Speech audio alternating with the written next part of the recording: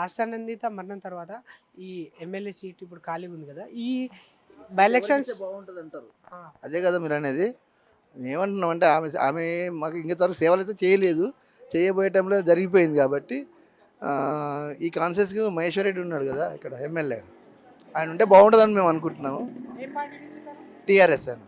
TRS నుంచా? అవును. అంటే ఇంతకుముందు సాయన్న గిట్ల ఇక్కడ చేసిండు కదా! చేసిండు బాగానే ఆయన చేశాడు. ఇక్కడ మహేశ్వర్ రెడ్డి మొన్న వరకు చేశాడు ఆయన కూడా. కాకపోతే ఆయన కొంచెం మంచిగుంది మర్యాద కాబట్టి ఆయన చేస్తే బాగుంటుందని మేము కూడా అనుకుంటున్నాం మహేశ్వర్ రెడ్డి.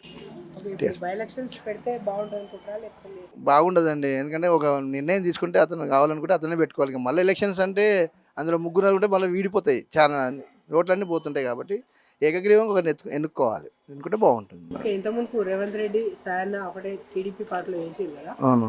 వాళ్ళకి మంచి సన్నిహితం ఉంది. అదే రకంగా ఇప్పుడు వాళ్ళ రెండో కూతురు నివేదితకు ఇచ్చే అవకాశాలు ఏమన్నా ఉంటాయా? నివేదిత ఎవరికీ తెలీదండి జనాలకు. ఇప్పుడు లాస్య అంటే అమ్మాయి అంటే కొంచెం తిరిగింది ఎలక్షన్‌లో కనబడింది. సాయన్నను గౌరవంతోని ఆమె నిలబెట్టి అందరూ ఏకంగా గెలిపించారు. దురదృష్టకరం ఏందంటే పోవడం మాకు కూడా బాధాకరమే. అది తెలియకుండా జరిగింది మాకైతే.